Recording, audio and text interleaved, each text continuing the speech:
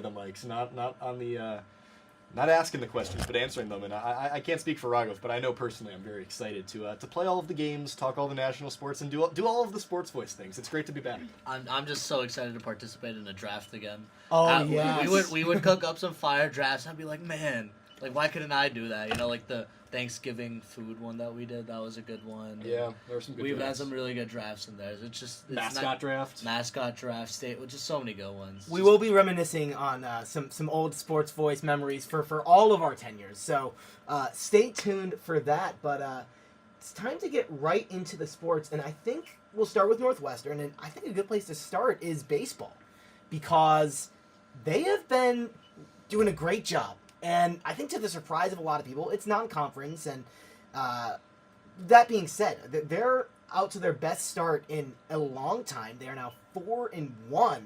And a lot of it has been the pitching. Crawford Wade, after struggling, he was the only pitcher who struggled that first series, was incredible. Garrett Shearer is looking like he could be kind of an ace sort of a guy right behind him.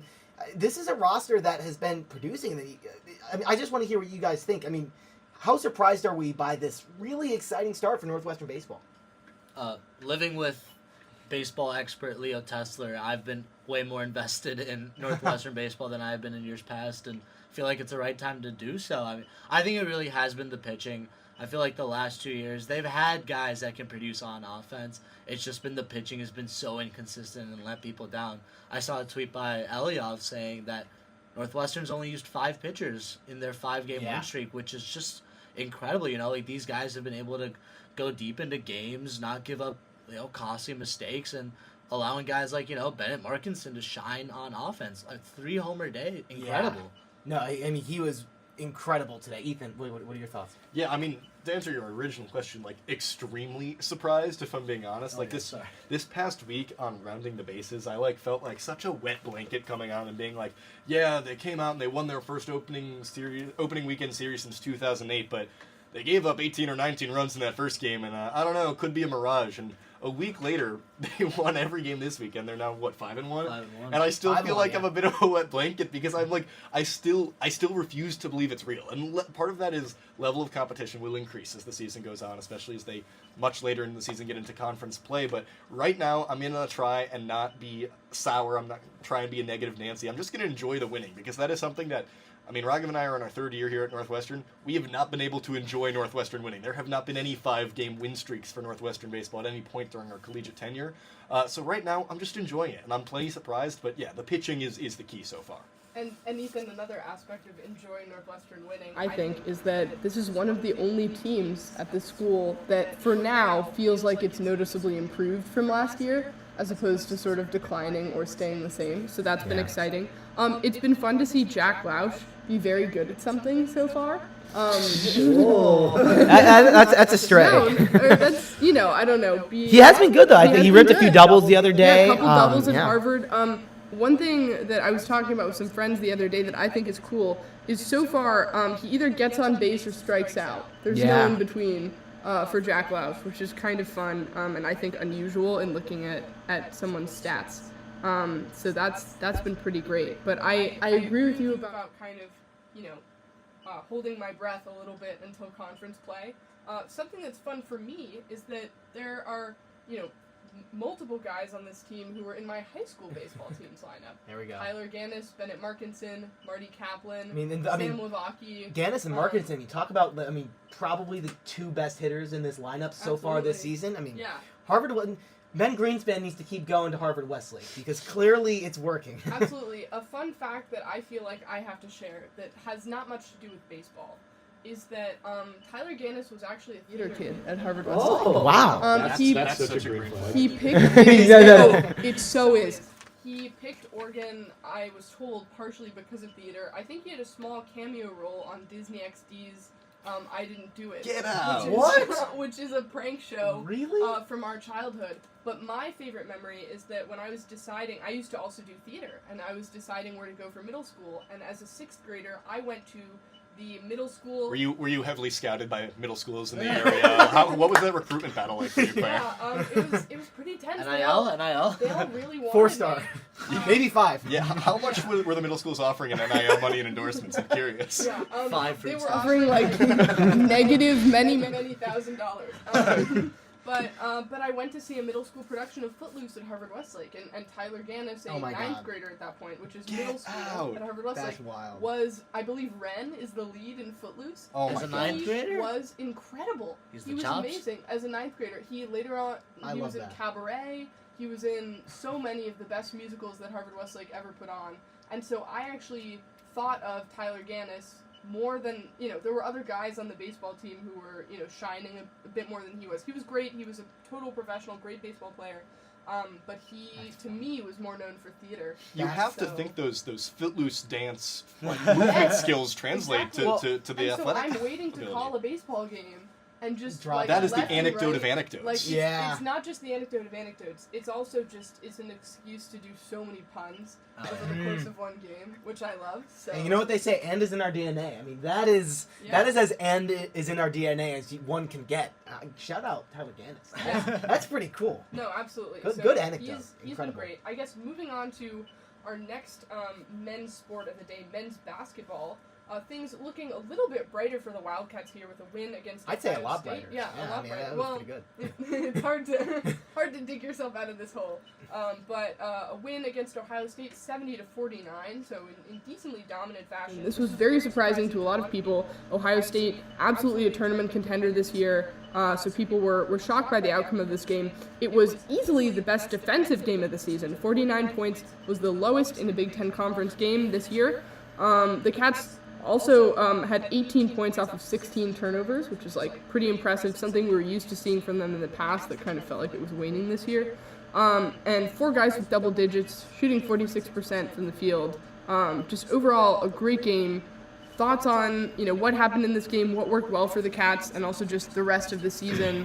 I don't think this game specifically did anything for our Big Ten tournament odds, but yeah, just I guess thoughts on the rest of the season.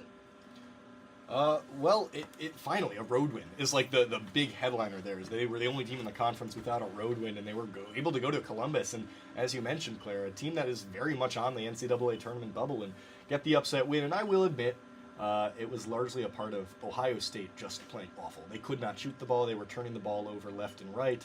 They were struggling to secure rebounds, especially in the second half. But I want to specifically just to give a huge shout out, especially on the defensive end, to Matt Nicholson, who I thought was absolutely stellar in the game against Ohio State. And I honestly think he's been really great at doing a lot of the things that don't show up in the box score all season long. I mean, Raghav, how many times this season have we seen him just kind of screen off a post defender that allows one of Northwestern's guards to get downhill and get to the cup for an easy hoop? That's the type of thing that doesn't show up in the final box score, the stat line. But Matt Nicholson has been one of the kind of grunt work players for Northwestern for 5 seasons now, and this last season, him and Ty Berry both coming back, definitely not what they were hoping in terms of the team result, but both of them have been playing some of their best ball of their careers as of late, honestly, and it's just great to see them fighting to the end, and I just want to give Matt Nicholson a shout out. He's been one of my favorite players on Northwestern to watch year in, year out. On defense, he just does so many of the little things right, and I just really enjoy watching him play, and I thought this was the best game of his season. Yeah, I mean, I can't agree more. I've always loved the impact that Nicholson's had. You mentioned the screening. Just his presence defensively. He is so good passing from the top of the key. Such an underrated ability of his. It was cool to see Ty getting 15 points without hitting a 3. I thought that was pretty fun. I didn't know he could do that. Yeah, I was like, he got to the rim and didn't miss. And then KJ, another strong game off the bench. Hit a couple of tough threes, a step back in there. I mean, with the injuries to Leach, he's really had the time to shine. Obviously, Clayton's been starting, but KJ's been used just as much, and really cool to see him step into that role, especially that scoring role. And these are just such good minutes for him and Sheravino, who are going to need to take a big step up next year with Brooks, Ty, Lee, 4 of your starters from the start of the season gone. So yeah, and it was just a really positive win. But Ohio State with the massive hangover after that brutal loss against Michigan. So Cats took advantage of that. Yeah, I mean that for Ohio State. I mean that's as brutal as it gets. I mean that's a game you just can't lose. Northwestern, struggling Northwestern. Half their starting lineup injured Northwestern, and they can't get the job done. Not only can they not get the job done, but they look like fools. Like you said, Ethan, a lot of it was self-inflicted for the Buckeyes. And Robbie Hummel was laying into them into the broadcast on live time, which was... Oh, I was busy. I wasn't listening. Okay, that's interesting. He was I'm sure. calling out the Buckeyes' effort over and over again. It was honestly a pretty... I have not seen that many broadcasters lay into a team like that. Yeah, a pretty poor performance from the Buckeyes. And, for Northwestern, obviously the season has been over for, some time, just by numbers. But I love the dedication, and, you could tell how much the veterans on this team care. The interview after the game with Nick Martinelli, I saw on social media, and I don't remember exactly what he said, but I just remember coming away with wow, this guy cares about this team. And all the guys in this locker room deeply, deeply care about each other, and they're genuinely hurt by the way the season went. It hurt them that they couldn't deliver in what is, for a lot of these guys, their last season. So that was bittersweet, but also just nice in a way to see that even with mathematically Northwestern being, barring an insane Big Ten tournament run, if they even make the tournament, they're effectively eliminated from further postseason play. It's nice to see how much everyone is really still investing so much into this team.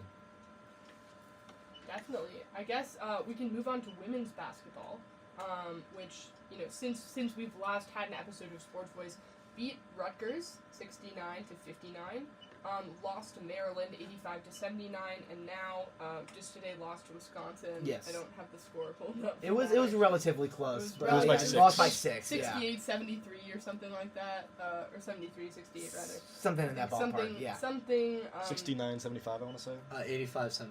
Yeah. That's a lot of numbers. A lot of numbers. But two losses. Maryland, I think, was maybe closer than what some people thought it was going to be, but still just two tough losses for the Cats. They had a good week kind of before this Wisconsin game, because they earned their second conference win and looked pretty solid against a ranked team. But I think this Wisconsin game is just brutal for them. That they needed to win. They talked about it a little bit during her take, but I guess anything that maybe you didn't get in during that her take episode about this Northwestern women's basketball team. Yeah, the Rutgers win is nice, but the headliner is definitely the loss today against Wisconsin, because it really cancels out a lot of the positive momentum. With the ultimate goal of being one of those 15 teams to reach the Big Ten tournament, that really sinks a lot of their hopes. Right now, with the way the schedule works out, Purdue and Rutgers, who are two of the three teams, if the season ended today, Northwestern would be in the field of that. They'd be the 15 seed, and that is in large part because the USC and UCLA games were canceled, which would have almost certainly been 2 more losses. So that's helping out Northwestern. So if the season ended today, Northwestern would be in, but the 3 teams below them, I believe, are Rutgers, Purdue, and Penn State. And Rutgers and Purdue both play Penn State. Those are Penn State's final 2 games of the season.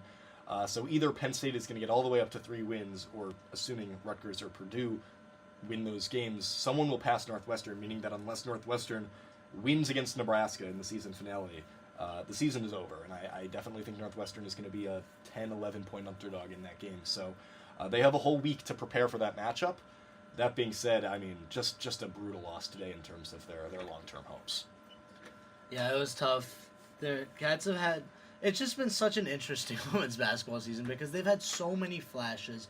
Mm-hmm. So many times they've competed against some of the best in the country, and then just fall apart at the most random times, and it's just... Yeah. Yeah. That's the season. No, to that end, Raghav, I feel like they have found every way to lose a close game this season. So many. I was on the call in Iowa. That was a game they were in the entire time and fell at the end. And then Maryland, kind of a different story, where they were getting beat badly and showed this resilience. They come back at the end, and then they can't get over the hump. And then to the complete opposite, the Minnesota game against a ranked opponent. They were hosting the Gophers, and they were up huge. I think 20 points it was, and they end up falling to Minnesota. So they've been losing a lot of close games in a lot of ways, and it's a shame because, I mean, I feel like this team had potential. Yeah, no, it definitely tough. Moving on to perhaps greener pastures, women's lacrosse beat number 25 Colorado 22-5. Very dominant victory against a ranked team. They it was pretty even on draw controls. Colorado technically beat Northwestern in that realm 15-14, but the defense picked up a lot of possessions. Offense capitalized. Northwestern took 30 shots, 13 for Colorado, so just kind of a clear difference in offensive opportunities for these two teams. But looking forward, the Cats will face their first top 5 team since their recent loss to Boston College, number 1 ranked Boston College, as they take on number 4 Syracuse on February 25th. I happen to think that Boston College at this point is just plain and simple the best women's lacrosse team in the country, and that there's a reason why the Cats lost that game, which wasn't that crazy of a loss either. But that Syracuse should be super manageable, especially as transfers like Riley Campbell, who ended up being way better than I think a lot of people expected her to be, kind of start to mesh a little bit better with their teammates. But I guess, looking forward to this game, how well do we think the Cats will perform? I would say in comparison to BC, every team looks super manageable, but those are probably not the words I'd use to describe this really, really good Syracuse team. Top 5 ranked matchup, should be exciting, and this time it's on the road, and Northwestern, last time these two teams played, were able to get the win when it was at home, and we talked about it a little bit on Her Take about a half an hour ago, but last time Northwestern played Syracuse, they were able to get the win, and so much of that production was a result of Skane and Kuykendall, who are no longer there, and for Syracuse, they return a lot of the production, and obviously the headliner for this game, and in my opinion, the key to the game for Northwestern is Delaney Schweitzer, Northwestern's goalkeeper, who is facing her former team in Syracuse for the first time since she transferred this past offseason. And yes, this could 100% be a preview of a matchup that we get to see a few months down the line from now in the potential postseason. But this is going to be a defensive slugfest, in my opinion, and on the road, this is a tough test for Northwestern. I know we're used to seeing this team just be incredibly dominant, but a bit of a warning to Northwestern fans, don't be surprised to see a 2 in that loss column by this time next week, and suddenly Northwestern's in a position kind of with their backs against the walls, even though, yes, Northwestern still has very high expectations, but I would not be surprised if they dropped this game on the road. And we can now move it over to softball, and softball, to the complete opposite end of where we started with baseball, has been extremely disappointing. I know, Ethan, you're a big softball guy. Yeah, I have a rant prepared. I'm excited to see it. They're now, I believe, 6-8. Correct me if I'm wrong. That sounds right. 6-8, and I mean they entered the season ranked, and obviously with aspirations like every year to win the Big Ten. And of course, it's early. It's well before conference play. It's still the month of February. Spring is still like a month away. But you have to be concerned. I mean, this is, if you're losing a few tough games, all right. But this is something that was nowhere in the realm of possibility, I think, just a few weeks ago. Ethan, I want to hear this rant you have prepared. Well, Sammy, yeah, I'm pretty concerned right now. 6-8, and I think before this weekend you could excuse it as the losses have been against some of the best teams in the country, the likes of Mizzou, LSU, Tennessee, some great teams with some of Northwestern in the first 2 weekends played maybe 3 of the best 15 pitchers in the country, including Missouri's Sarah Harrison, Virginia Tech's Emma Lemley. Like, they were playing some of the best, and I thought this weekend, on rounding the bases this week, I think 3 of the 4 people, including myself, predicted Northwestern to go 4-0 this weekend. Instead, a 1-3 dud, including losses to Seattle, to St. Mary's, and today against Cal in a game that they led 6-1 at some point. They ended up getting run-ruled 15-7 because the pitching just fell asleep in the second half of the game. And for a while, and overall, the biggest concern with this team is absolutely still the hitting, which has just been kind of asleep at the wheel for parts during this year. And right now, you're just not getting the type of big-time performances where we've grown accustomed to seeing from the likes of Kansas Robinson. Emma Ray's been very slow to start the year on the offensive end as well. Even Kelsey Nader, who's still been overall solid, below her usual point of hitting. But then the pitching is where still so many of my concerns lie. Especially you saw that in Cal today. The offense finally showed up, delivered some runs, and then an error on the field. They actually finished, I believe, with 2 errors on the defense today, which is something that is not typical to see for Kate Drohan teams. But the pitching just fell apart in the back end, and I've honestly thought that overall the pitching's been better than expected, and I'm just really concerned. And I'd say for me the overall biggest concern is that even when the offense is a little bit sleepy, even when the pitching is a little bit inconsistent, you can always rely on the team to be incredibly well coached.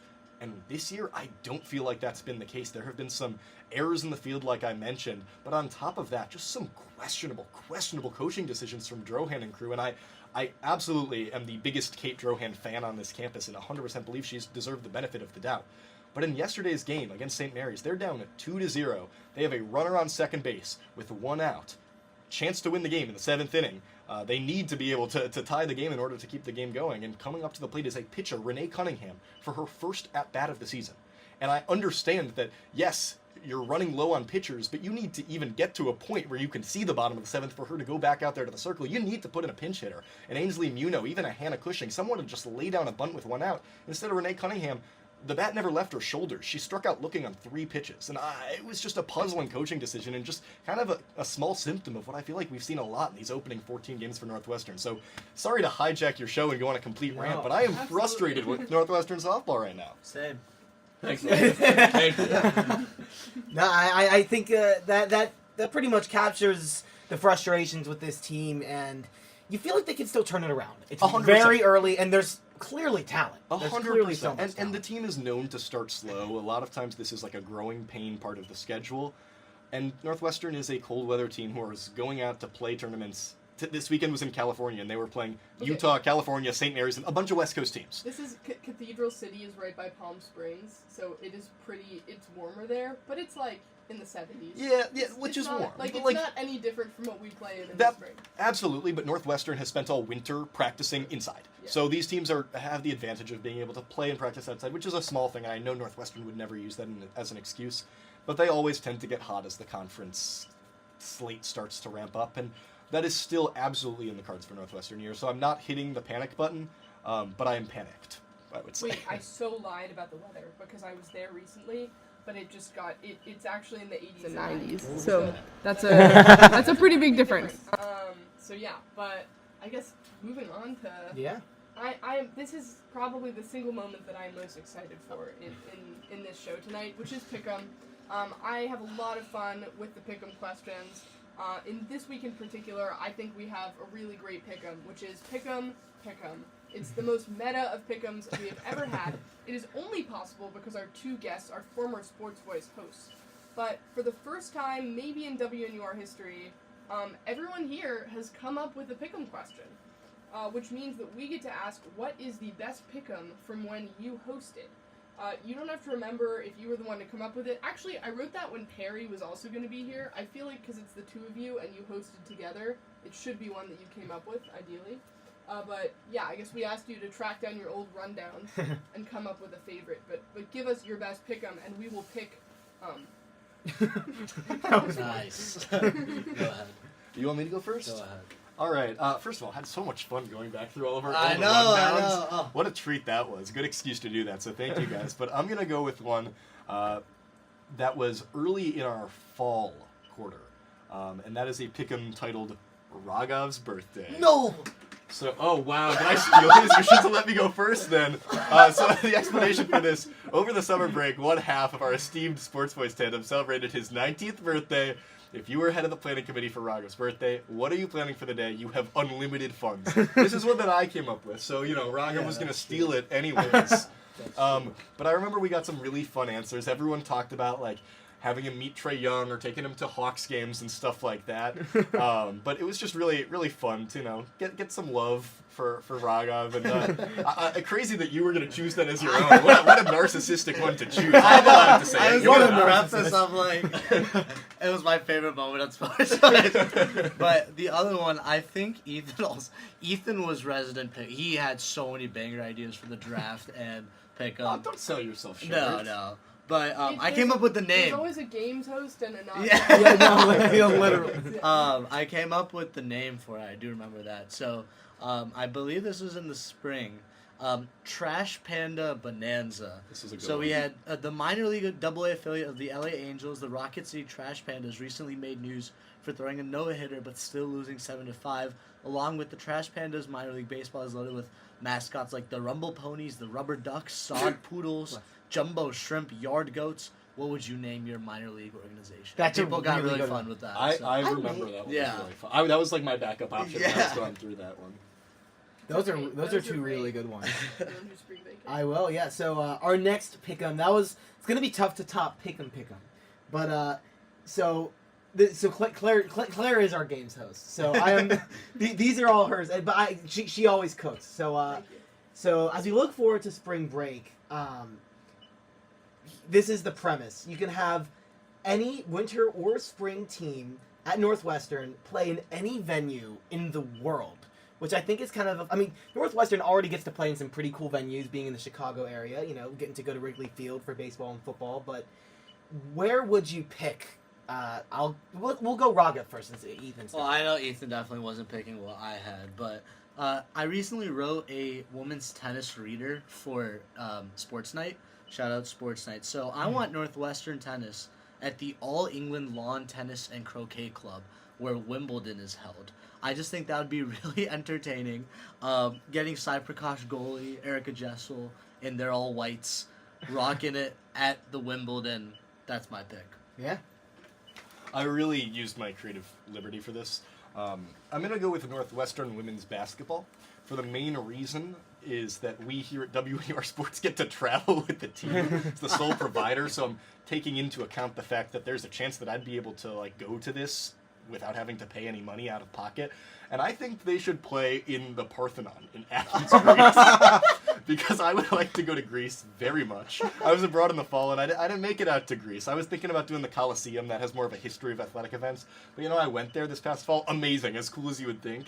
But I'm going to go with the Parthenon in Athens and have That's WNUR as the sole That is- provider of Northwestern women's that is basketball on interesting. radio. We get to go with them. And Raghav and I will go on the trip to Athens if that's allowed. Who is Ryan Haley contacting for credentials? That's my question. Who makes that happen? One of the Antetokounmpos, maybe. Who's to say? Zeus. Hey, Sports Night has the connection with his the agent or whatever for the Oh, commercial. true. Yeah, Alexis man. Ohanian. Yeah, that one guy. That's so That's what I'm true. saying. We have connections. No, that's exactly what this question was intended for. Yeah. I think there are a lot of great golf answers, like Oh. Augusta National, Kapalua. Those are within the U.S. Oh, 100%. Yeah. That would be awesome to go to Hawaii or something. But I agree that we travel with the women's basketball team, so That's a great call. that's a great and tennis at Wimbledon. That's really cool. So okay, our last pick'em. This one I'm really excited for. But the other reason why this episode is unique is that both of these guests either are or will soon be WNUR sports directors. And our sports directors are in charge of assigning station members to broadcast for each sets of games in a season. And for this pick'em, we're going to make you exercise those skills a little bit. Ethan, maybe help you develop them Thank in you. a creative way.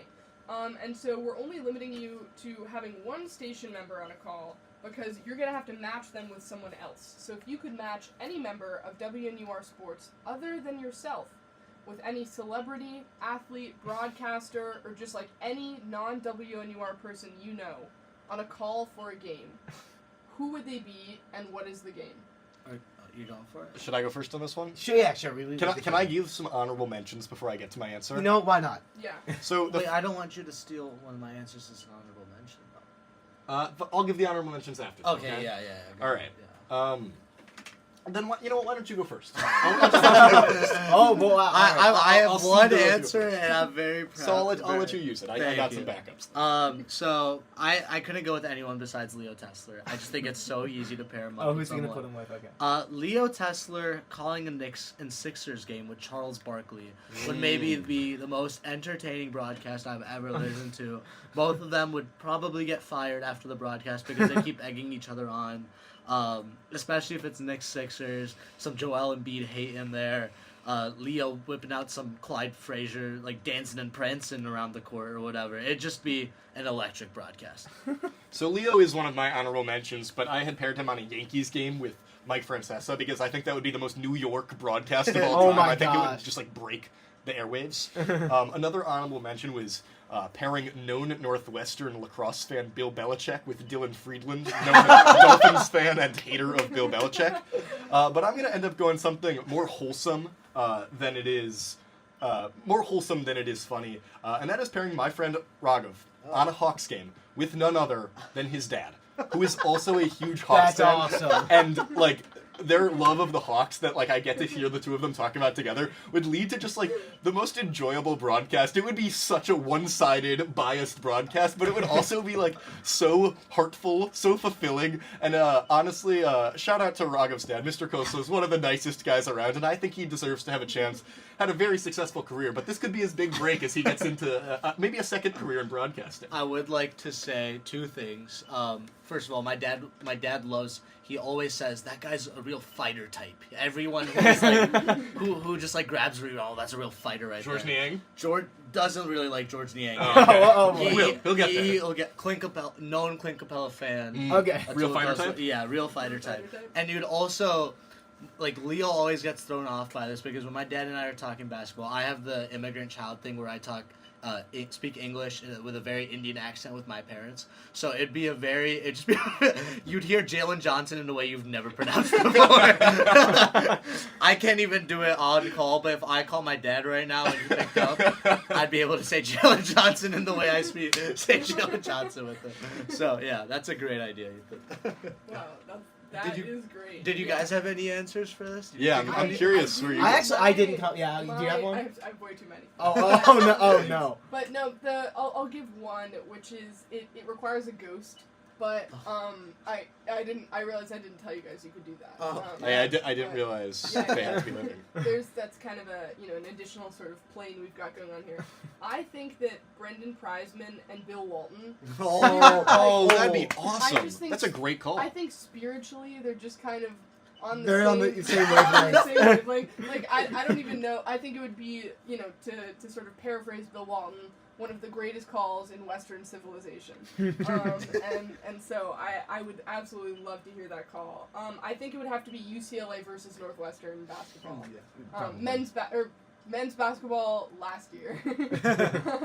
So that's a lot of going back into the past. Actually, in that case, if it were last year, you wouldn't have to do the Ghost of Bill Walton. You could just do Bill Walton. R.I.P. And so They honored him on the broadcast today. It was really nice. Oh, yeah, I did. I saw that. All right. Well, with that, it is time to move to our national sports talk. Wait, We we will. have to pick winners. Let's reveal at the end. Oh, yeah. Keep their suspense. Yeah. Oh. Yeah. Oh, rude. No, we are keeping you guys on the edge of your seats. But we have to keep these listeners somehow. They want to know. So we're gonna reveal at the end, but it's time to move on to some national sports.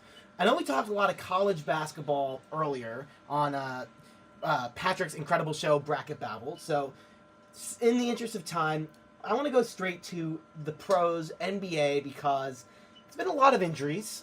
Unfortunately, Wemby, Embiid, Anthony Davis, who just got moved, LeBron's ankle, kind of. So with those four, or if there are any other injuries, which one do you guys see being the most impactful Wait, injury sorry coming to up? interrupt you for a second, but as soon as you said LeBron's ankle, Ethan like Oh, that is excited I love LeBron. I'm a huge. because he's watching a different game. Yeah, on his Jared Allen laptop. just dunked on John Morant and picked up a foul. It was super I cool. literally I'm a huge Lakers fan, and so I'm like, You're like, oh man, hey. LeBron's ankle. Ethan's like, yes, I'm the dap's up biggest LeBron Raghav. fan. I Would was never like, do oh my that. God. Sammy, to answer for Nico Harrison's safety, I would say Anthony Davis's injury is the most impactful. But also, like, I genuinely think that is the most impactful injury out of the. Yeah. Obviously, the Wemby stuff's really sad, and like that could be long term stuff. But Yeah. if we're talking about this season right now, I just think the way the Mavericks are built are to be massive. They're gonna move when everyone's healthy, slide PJ Washington down to the 3, and just have this massive team that's centered around this Kyrie Irving, Anthony Davis pick and roll. But right now their 3 bigs are hurt, and this team lost horribly to the Warriors today. And if Anthony Davis cannot be healthy, this trade that's already a disaster becomes like a nuclear catastrophe. Like, it's already like one of the worst things that's ever happened in Dallas, and there's a lot of bad things that happen in Dallas. But Say more. What? Say more. Regardless, I won't get into Anyway. that. But I do. JFK, maybe? No comment. This might be worse. I really think that injury is like with Davis, it can compound, and you just want him to be healthy. If I'm the Mavericks, I'm keeping him out another week just to get him fully right before you like. And the West is so tough, you maybe can't even do that. They need to fight for playoff seeding too. So I truly think that's the most impactful injury. Yeah, I agree objectively. I think from a basketball standpoint, it is probably Anthony Davis. But I think something that I'm tracking right now is like a few players who are recently returned from injuries. In the East, the Magic returned both Paolo and Franz. And early on, they started the season really hot. And since then, I think they're still sitting below 500. And that's a team who would maybe be able to challenge the outside top three of Cleveland, Boston, and New York. And on the Western side of things, just Kawhi. Like, anytime, he's been playing pretty well since he's come back, but when he's fully healthy, that Clippers team is as scary as any team in the West, and the presumable favorites right now are the Oklahoma City Thunder, and Chet Holmgren is still working his way back to full strength. That said, for my personal interests, I'm definitely monitoring, because of the Victor Wembanyama injury, what that means for the award races. Specifically, he was the front runner by a long shot for Defensive Player of the Year, and right now, the two favorites are Jaren Jackson Jr. and Evan Mobley on my Cleveland Cavaliers, and actually those two teams are playing right now, and I'm pleased to tell you that Evan Mobley is thoroughly outplaying Jaren Jackson Jr. But in addition to that, if Evan Mobley wins Defensive Player of the Year, if he's able to sneak onto one of the All-NBA teams, he's able to earn a lot more money on his contract extension this summer, which would accelerate the timeline for Cleveland entering the limit for the second apron, which won't really come into effect for the Cavs until about 2028, but it could push up the timeline to 2027. So as a Cavs fan, in terms of a long-term team building thing, the Wemby injury definitely could have a huge impact on what the Cavs championship window looks like. Wow. Yeah. Sorry. Love the cap geekery. Yeah. No, yeah, that's those are always rules that kind of mystify me. All the second apron and all of that. But yeah, that's an interesting angle because definitely not exactly what kind of we were thinking with impact. But injuries. The weird ways in which they kind of can like one domino falls and then the next and then the next. So that's an interesting way of looking at things. And we haven't been able to talk too much baseball on Sports Voice, and it is the start of spring training. Well, we always have it on the rundown, and we always run out of time. But I feel like this is the time of year where we got to talk some baseball. Spring training is back. This might be my favorite time of the year. Watching meaningless spring training games.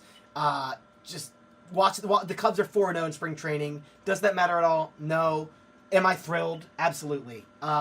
So with baseball coming back, I want you guys to think, what's a team that's going to surprise us this season? And that could be a team that surprises us in a good way, or a team that really stinks it up and seems it's supposed to be really good and they can't get things going. So we'll go Rob up first with this one. Yeah, I can. I'm not the biggest baseball guy, but again, living with Leo, I learn more about the sport every day. I don't know if this even qualifies as a surprise, but I actually think the Mets will, as I hate to say this as a Braves fan, but they will deliver on this the promise that they have coming into the season, obviously with Soto, but just they will deliver. I really think this could be a franchise-defining season for the Mets. That's gonna be a surprise. I guess that just comes from Leo probably just hating on the Mets in our apartment. There we go. And maybe that's the one baseball voice I hear so much, and he's just they're bad. So I think they're gonna be good. Yeah, I'm going a little less on the mainstream. I'm going to pick also a team that I think is going to be worse than people expect. I just don't think the Cardinals are going to be that good this year. I think this is the year they actually bottom out in the NL Central. They've always just been such a high floor team. And I think they're just an older team, and I don't think they have enough youth and energy to be able to keep up with some of the pretty young teams in the NL Central, frankly. And on the flip side of that, Sammy, I know you're a Cubs fan. And I think they are the presumable favorite to win the NL Central. You would think, yes. The Brewers are right behind in terms of the biggest win totals, but I actually Yeah. think the biggest threat to the Cubs is the Cincinnati Reds. I was looking through the roster earlier today, and I just think it's a pretty solid roster, pretty well-constructed pitching staff that they've added a bunch of players over the offseason. And then some of the young players I expect to take big jumps in during this season. So I think the Reds are going to be a sneaky fun team.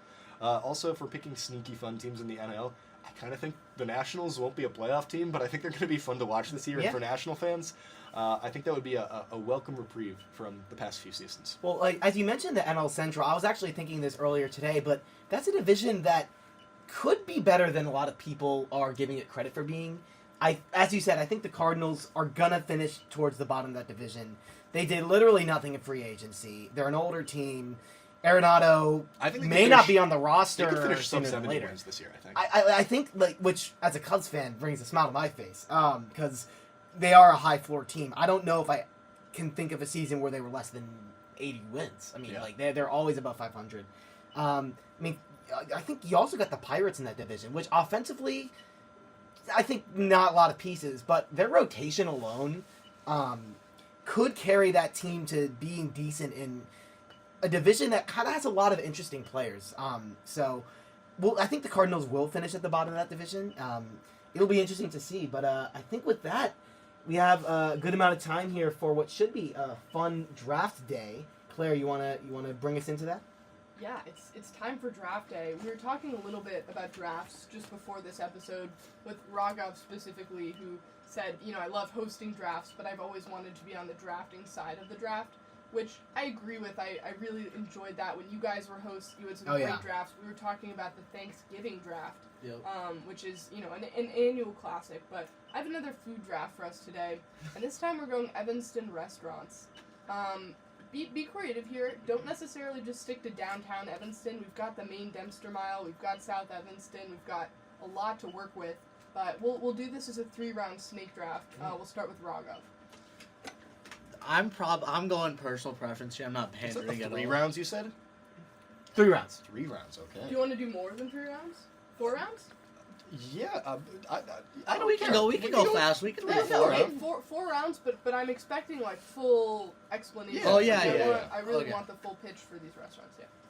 You make your way up to Noise Street, across from D&D's, which is probably going to get picked, but there's no place like Tomate. Tomate is my favorite restaurant in Evanston. Those burritos are so good. I have nothing else to say. And they're cheap. As a college student, you always want cheap food. Tomate has cheap burritos, fast burritos. I put the order in on my phone. Within 12 minutes, I get the text. Your burrito is ready. No better text to get.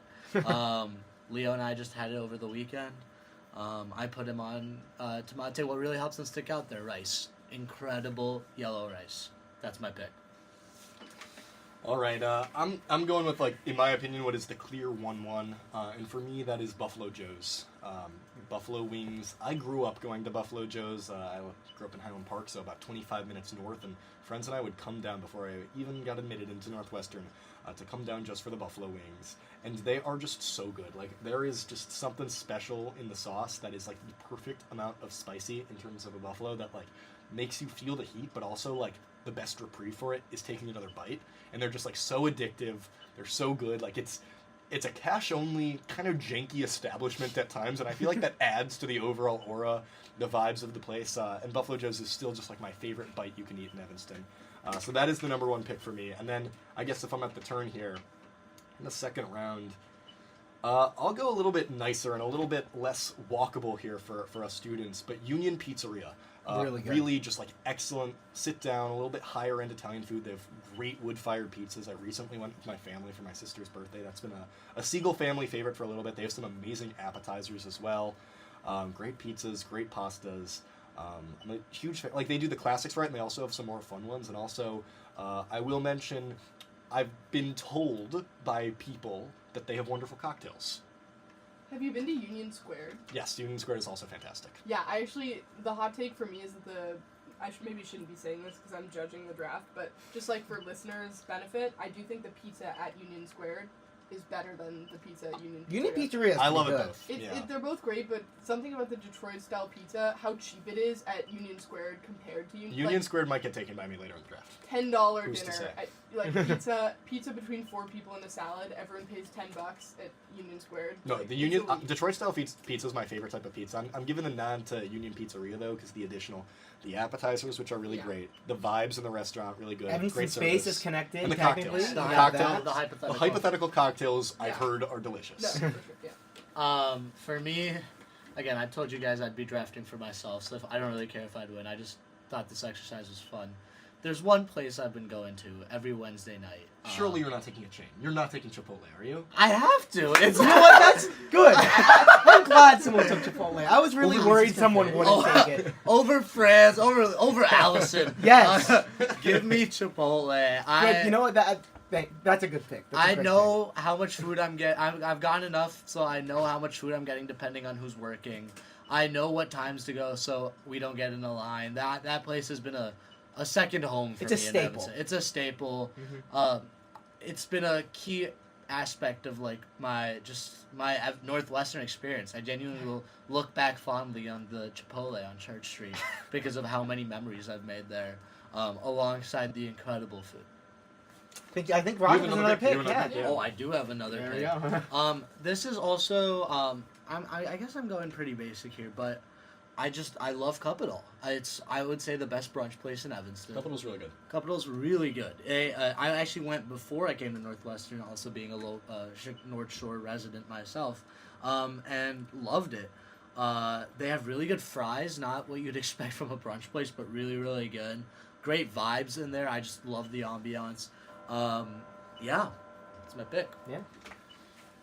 All right, here I'm going to go with a place that Raghav recently tried for the first time. That is 5411 Empanadas.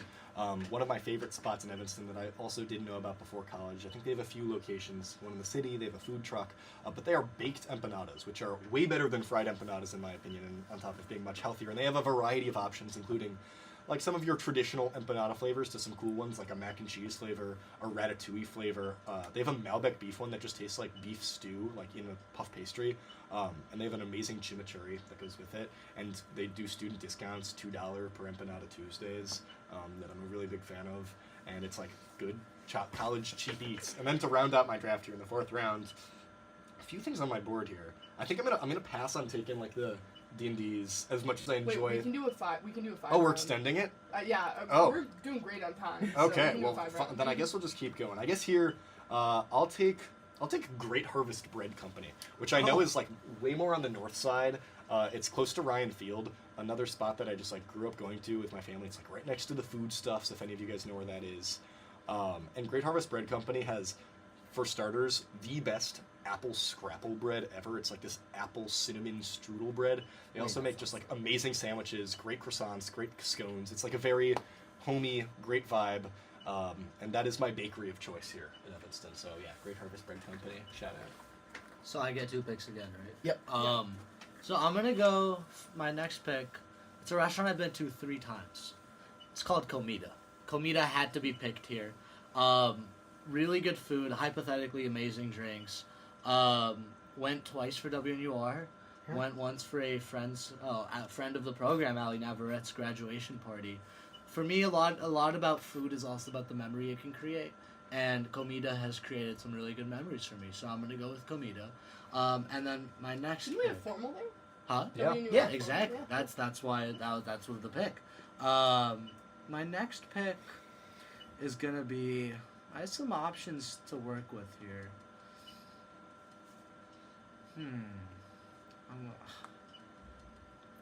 I think I might have to go with Trattoria Demi. I think it's really, really good Italian food. Good pick. Nice. Again, that's Evanston has a good number of restaurants that you go to with parents, and I would say That is one of them. that is definitely one of them. I've been a couple of times with my family and some family friends. Just, you always need that staple of an Italian restaurant near you, and that's what Trattoria Demi is. That is fair. Is this the last pick This now? will be the last pick. Okay, so lots of options still on the board. Hune, another really good bakery here in Evanston. I've been thinking about taking the D&D's BLT this entire time. Chili's, of course, a classic. Stacked and Folded is really good. Didn't get taken. Same thing with like Ovo Frito, some of the breakfast spots. Yes. With Fritos. Heaps, Le yeah. Peep. But I'm gonna go with 10Q. Just Yeah. really, really great chicken sandwiches. Good chicken bowls as well. Just like really solid. I love their classic sandwich that has just like a spicy aioli and radish on it with fried chicken, and it's delicious, and I like it a lot. So yeah, 10Q, final draft pick.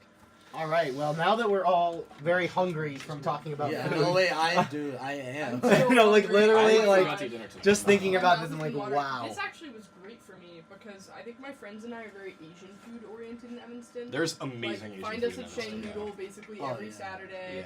Yeah. Tomo if we're not at Shang Noodle. Just really, Mount Everest is not that good. Oh, I haven't- but, yeah, I haven't we had go Oh, there. dude, you cannot get me started on how badly it's we not- need a good Indian It's restaurant not here. that good, but Oh, we've been to my good God. places in downtown Chicago. Yeah. But just like that's my biggest, I think the biggest weakness. I cook better food-wise, Indian food than Evanston. anyone in Evanston, restaurant-wise. It's Yeah. a challenge.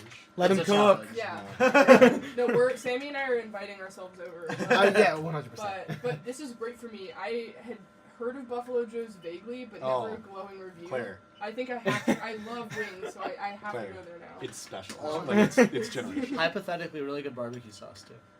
You said no, that the get- same way you talked about drinks. You're get- like, I've heard from get- a friend. get- Hypothetically. Get buffalo over barbecue. It's- Yes, it's 100%. definitely- But definitely if you're more of a barbecue sauce person like myself, I have a friend who's that way because he thinks buffalo tastes too artificial, and I told him that I don't know what plant barbecue grows on, so I don't really know what he was saying. But no, yeah, definitely go to Buff Joe's Claire. What do you mean you don't have any barbecue plants at home? No, none actually. Yeah, sorry. you gotta get on it. We've got a bunch of those in the Shakespeare Garden. Oh, yeah. Well, I guess that means we have to pick winners, We which do pick is winners. which is tough. I don't like deciding on things. Okay, Uh, if you do draft day, I will do pick 'em. Okay. I feel like that's actually a. All right. Let me Pretty good for you. look at. Claire has been diligent in taking notes. So I will look at the teams. I will tell the teams again so we all can refresh ourselves on what our two lovely guests took. So Raghav's team is Tomate, Chipotle, Capital, Comida, and Trattoria Demi. It's a solid team. That's a good team. Ethan has got Buffalo Joe's, Union Pizzeria, 5411 Empanadas, and Great Harvest Bread, and 10Q.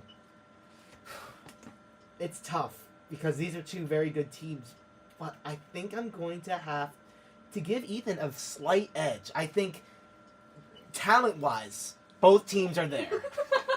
Sorry, I didn't do that. Hypothetically. Hypothetically. Wait, YouTube is an FCC. Oh yeah. Yeah, oh, no, shit. yeah. You. Ethan, I think these teams are similar talent-wise. They both lots of talent here, but I think Ethan's team's a little more well-rounded. Yeah.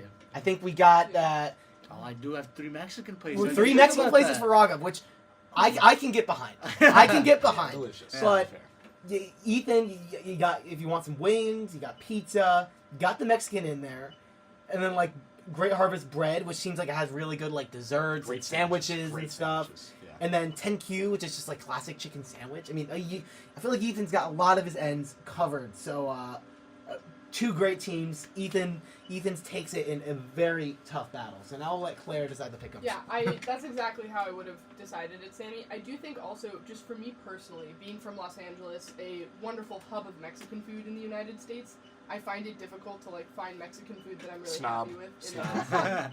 And so, what? You're snob.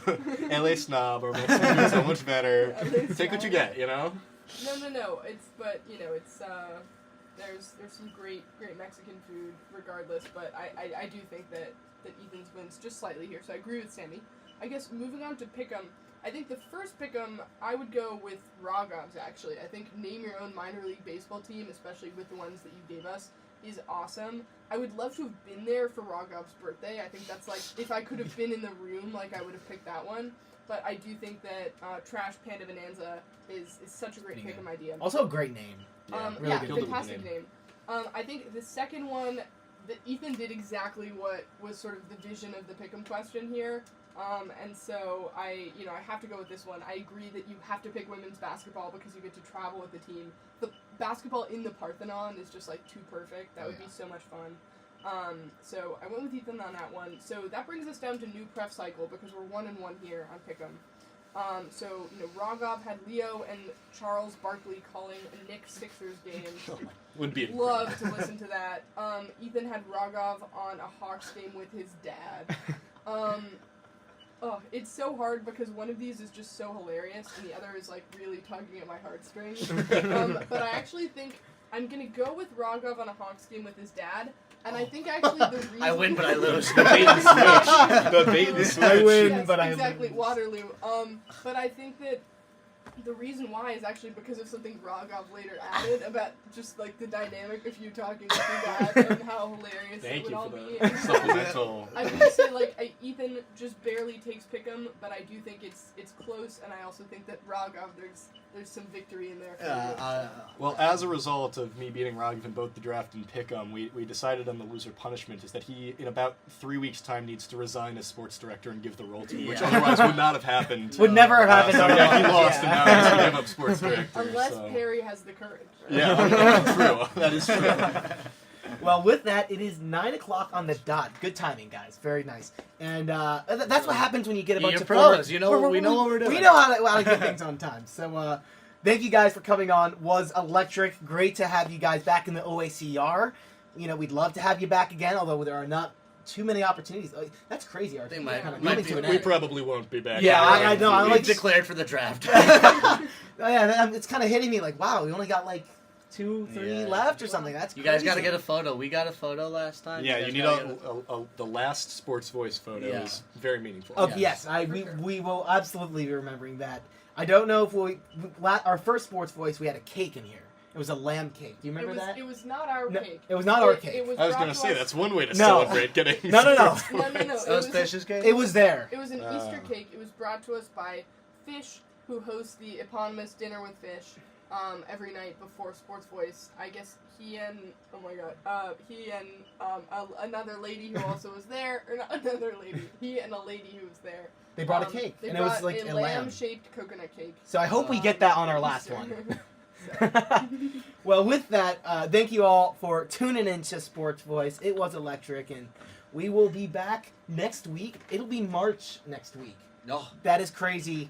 Spring is nigh. So with that, I'm Sammy Krimstein here with Claire Connor, Ethan Siegel, Raghav Khosla. Thanks for tuning in, and have a great rest of your night.